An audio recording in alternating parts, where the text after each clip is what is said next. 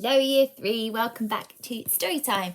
So we're reading The Creakers by Tom Fletcher. Last thing that happened is we were in Lucy's room as she was going to sleep and we found out she wasn't alone.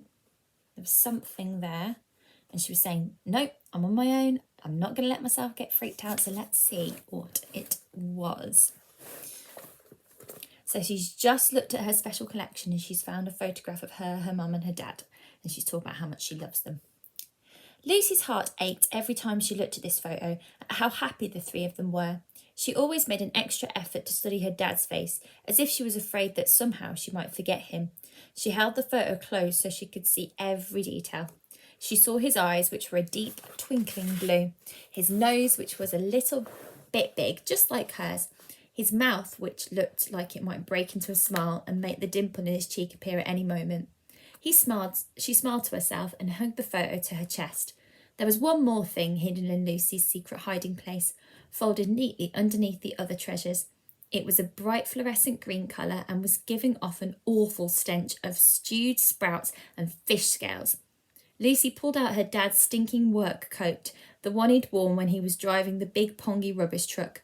She kept it hidden in here so her mum couldn't find it and throw it away like the rest of her dad's stuff. Lucy slid her arms into the sleeves and pulled on the bright, smelly jacket. It was far too big and engulfed her like a stinky fluorescent duvet. She sat down, her back against her wardrobe, and took a deep breath. The disgusting fumes filled her nostrils with comforting memories of her dad, and she suddenly felt a little better. She snuggled into the coat and made herself comfy on the floor. As she wriggled, something fell out of its pocket and clunked loudly on the floorboards, something silver and shiny. It was her dad's harmonica. She picked it up, smiling, and played Lucy's lullaby as best as she could. It wasn't as magical as when her dad played it, but it melted away some of her troubles, at least for a moment. When she finished, she held it tight in her hands and stared at the reflection on its shiny surface. She saw her face looking back at her. Then she tilted it slightly and saw the moon through the curtains. A little more, she saw her bedside table, then her bed, and then the beady black eyes of the creature hiding under it. Wait, what? Lucy looked up from her harmonica and stared into the blackness of the shadowy gap beneath her bed, but the watching eyes had gone. Her heart was racing, no, sprinting in her chest. Had she imagined it, or had there really been a pair of shiny eyes looking at her from underneath the bed? Lucy wanted to stand up, but she couldn't. She was frozen to the spot, frozen with fear. She was completely on her own in her dark bedroom, in her quiet house, in the middle of the night, with a creature lurking under her bed, and things were about to get even weirder. Chapter 5, The First Creaker. Have you ever been so scared that you couldn't move? So utterly terrified that you're just frozen, helplessly waiting for something nasty to come and get you in the night, praying for the sun to come up and make everything okay again? That's how Lucy was feeling. She was sitting on her bedroom floor, trembling with fear, wrapped in her dad's stinky rubbish-collecting coat, her sweat-soaked hair sticking to her forehead and her heart beating like a drum in her chest, and she was completely unable to move, paralysed with fear. She tried to say, "Hello?" but she barely even managed the let alone the hello. So she just sat there staring into the shadows beneath her bed where she'd seen those two dark eyes watching her.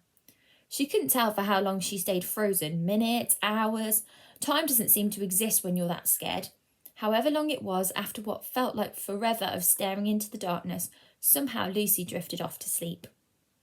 Now, I know what you're thinking. How can you fall asleep if you're that scared? Well, that's just the thing. You can't. Not unless a creaker is there. What's a creaker? Don't tell me you've never heard of the Creakers. Well, it's the name of this book for starters. Haven't you been paying attention?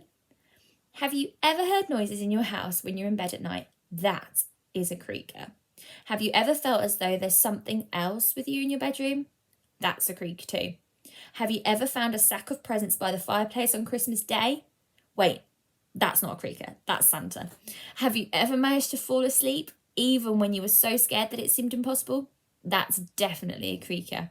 It's one of their naughty little tricks, and that is exactly what this creepy little creaker used on Lucy that night. She didn't notice anything at all, but from under the bed came a gust of hot air.